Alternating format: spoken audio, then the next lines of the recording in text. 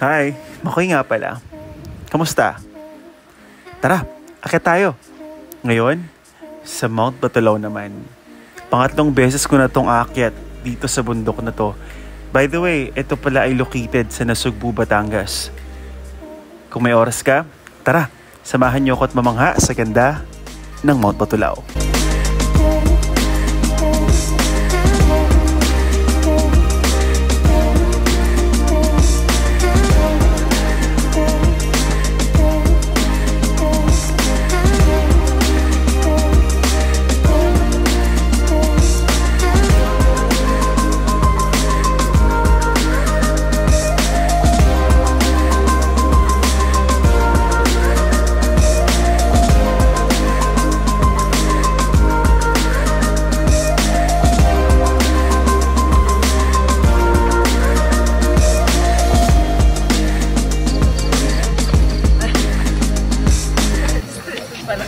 This is the registration area at kailangan nyo magbayad ng 120 pesos each.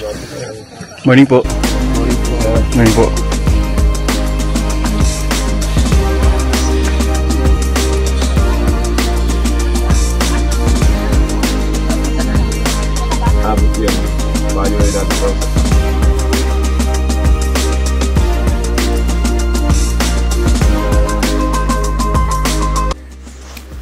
Ang registration fee pala dito ay 700 pesos, maximum of 5 packs na yon.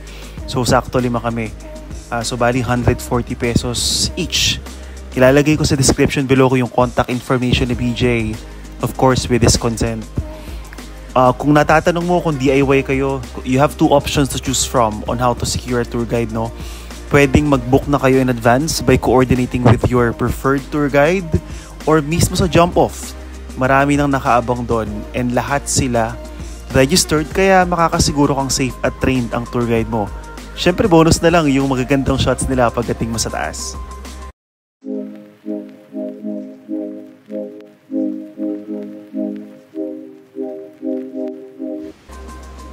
So kung nakikita nyo sa sign na to, meron 2 trails papunta sa summit. So ang pinili namin is yung new trail. Mas matagal na 1 hanggang 2 oras depende sa pacing ninyo. Oops. Pick 3.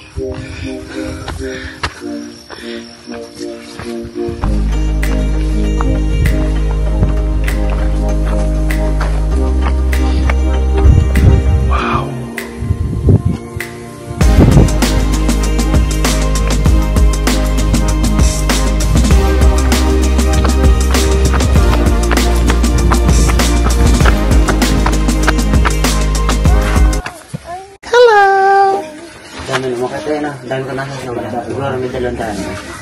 Ha? May ka dyan? Yan nga, ano? Registration area. So 30 pesos yung binabayad dito. Dito ka daw yan. Ayan.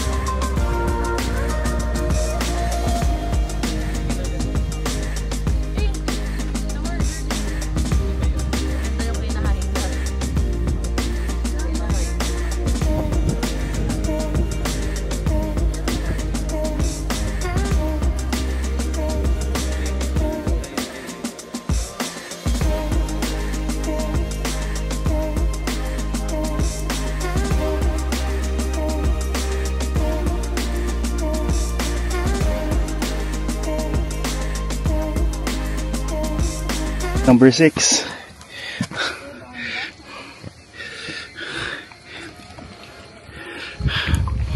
So we've been hiking for 1 hour and 20 minutes now. Hopefully in an hour, nasa summit na kami. See you guys in a bit. Oh my god.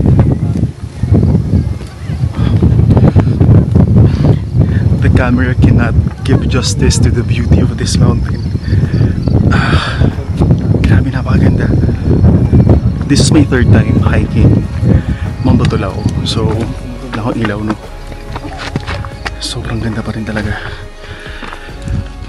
It amazes me every time I hike up Mount Batulao. Grabe, napakaganda. Yeah. I'll let you take a look. See that? See that? Wow.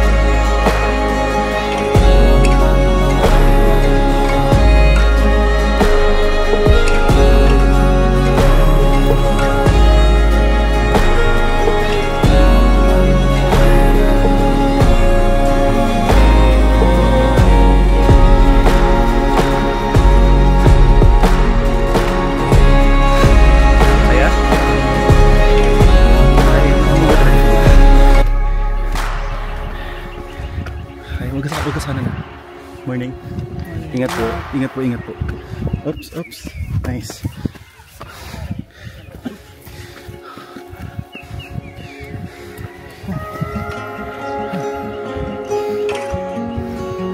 Lapit ka sa gilid, baby.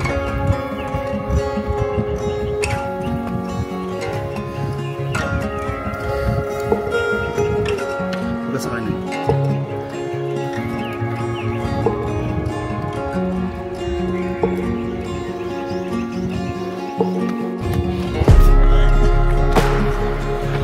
Ayan na.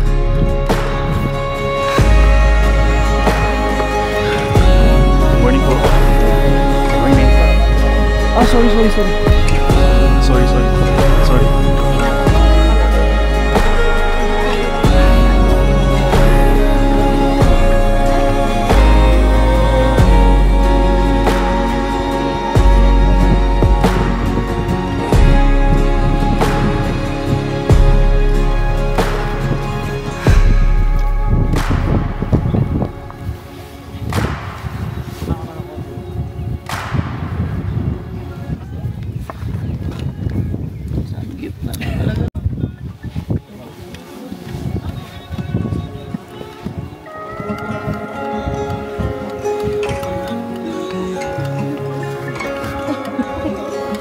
Okay lang yun, ma'am.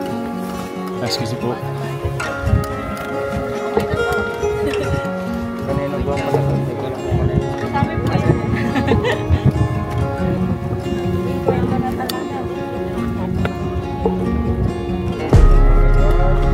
Excuse me, sorry.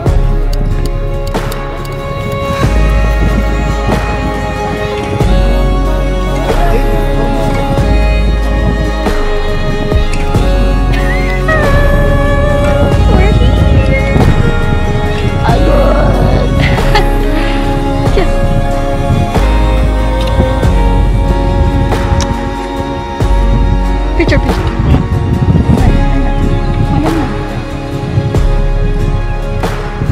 iba naman. Kiss mo naman ako. Woo! Napakaganda ng Batulao.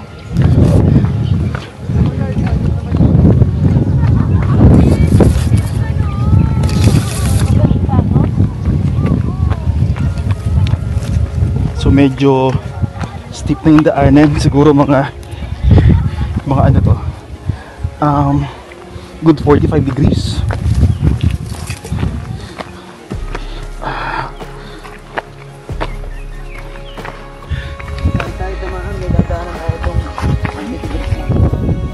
90? Saan yun?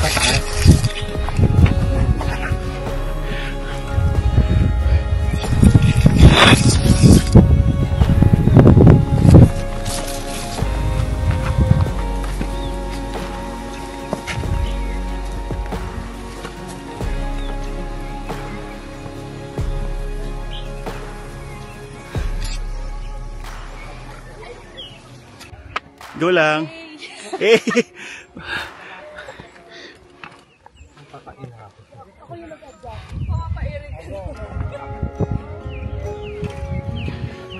Grabe, sobrang ganda. Ay.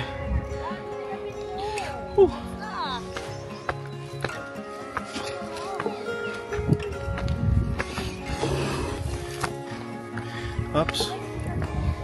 Hindi ka nakatingin sa view ever.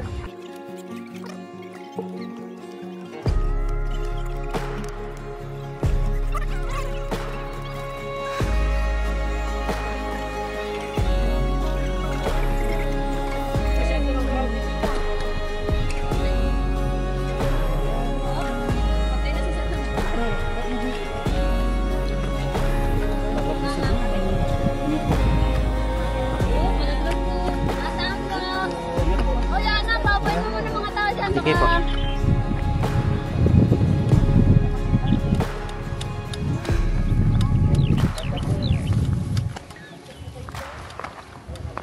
Ayun yung daanan sa baba, oh.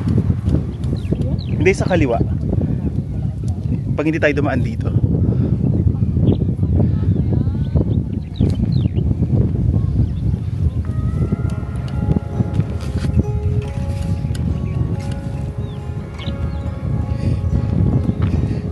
Baba na kami. Time check, it's 6:30, so 2 oras na kami nag-hike. Sabi ni tour guide ni Sir DJ, I think 1 hour pa before we reach Peak 12 o yung pinaka-summit ng Mount Batulao.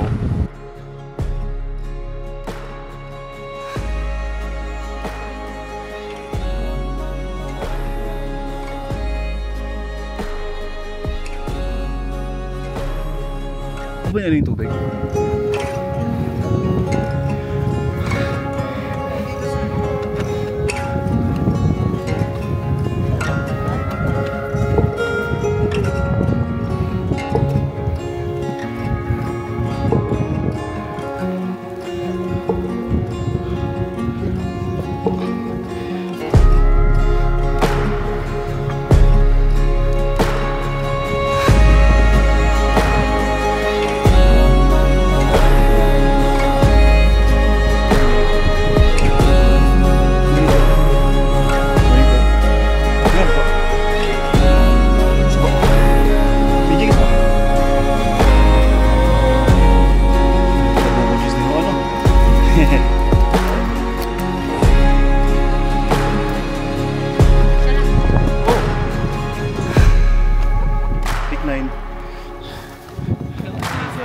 So? Sige po. Apat.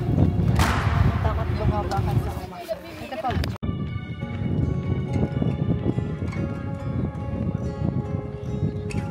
Sabog.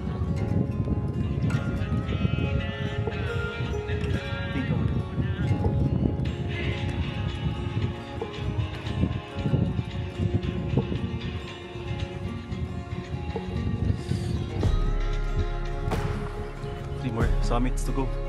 Or peaks rather.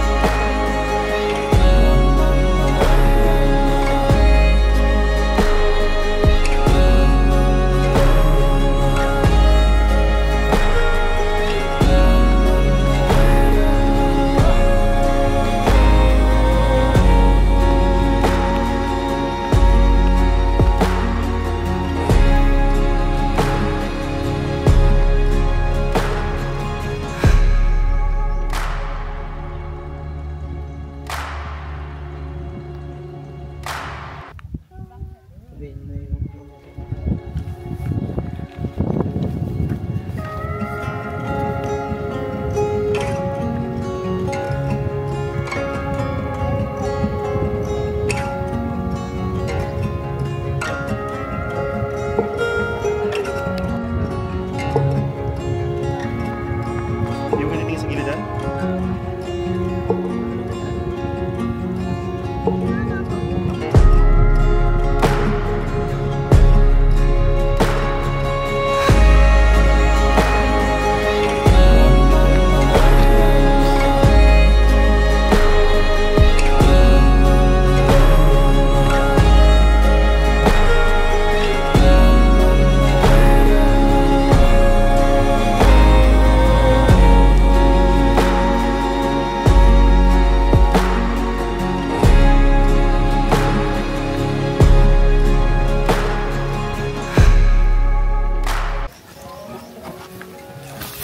Uy! Ay. Ingat po, medyo madulas po yung daan. Oo nga ho. Ingat po kayo. Kasi araw-araw po ito ginagamit. Buti nga ho hindi umulan ano? Opo. Mas madulas po kapag hindi na ulan. Ah, kasi nga ho ano, buhangin. Buhangin. Ito talaga may...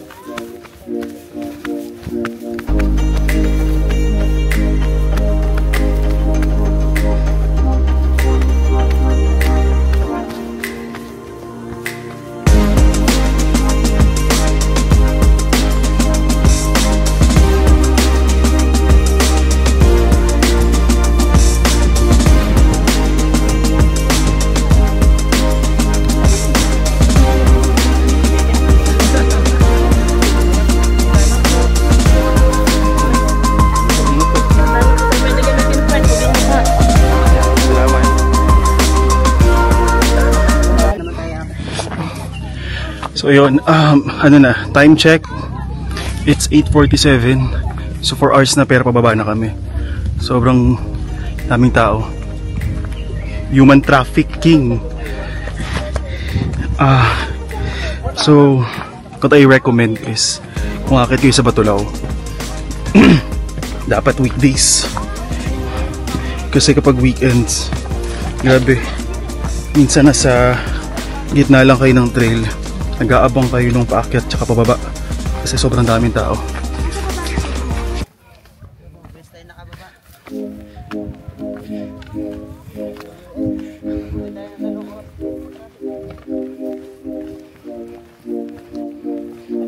Nasaan yung tukod?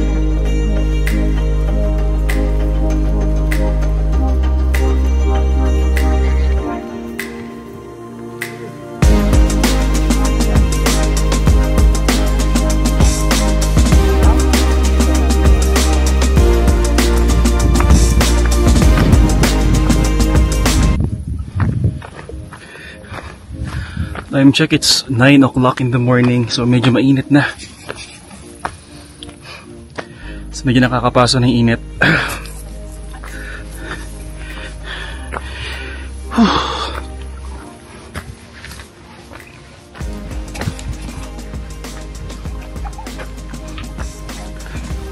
For some reason, I kinda miss the old trail. I don't know, siguro mas challenging, tsaka siguro mas maiksi kasi. Sabi nila, itong new trail daw, nag-back trail lang kami by the way. Yung new trail ay 6 hours, balikan na yun. And then kung mag-old trail ka naman, roughly 45 hours. The reason why we did not choose the traverse option, kasi sabi ni Kuya, tour guide namin, kapag nag-back trail kami, at least may idea na kami ng dinaanan namin at wala nang additional registration fee. Kasi dun sa kabila, pag nag-traverse ka, may additional registration fee na 60 pesos. I think government yata yun or baka private property yung dadaanan. So, medyo mahirap daw. Yun. Thank you.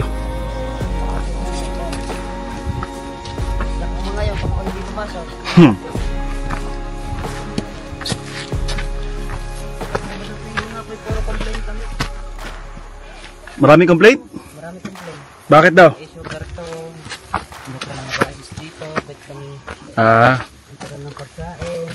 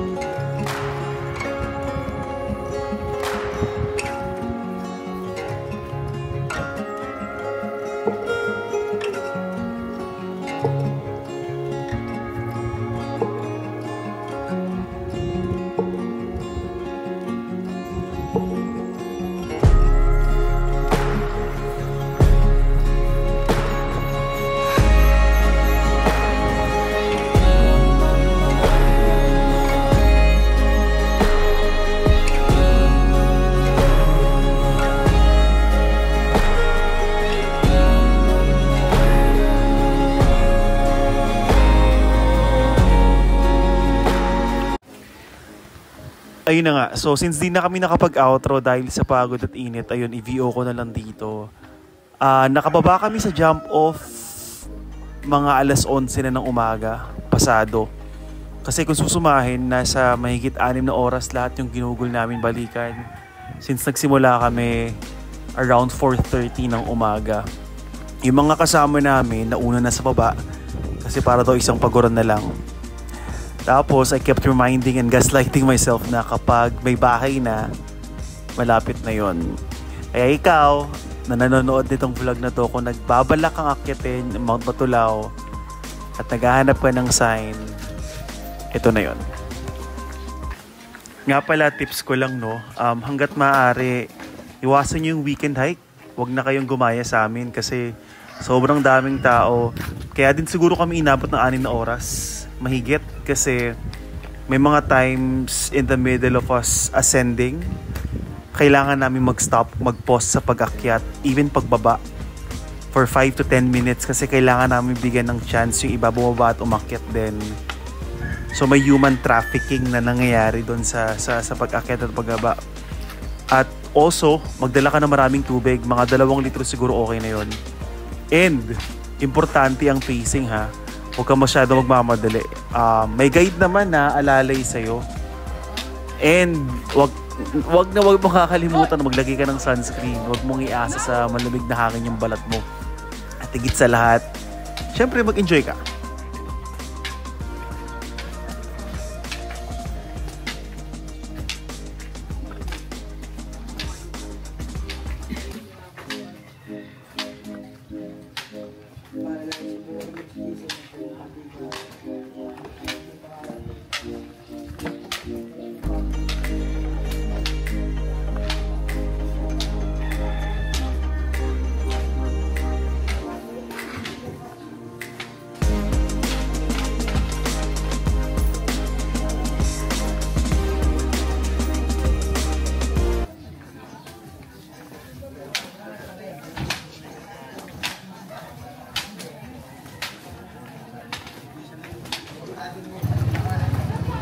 Kung sila?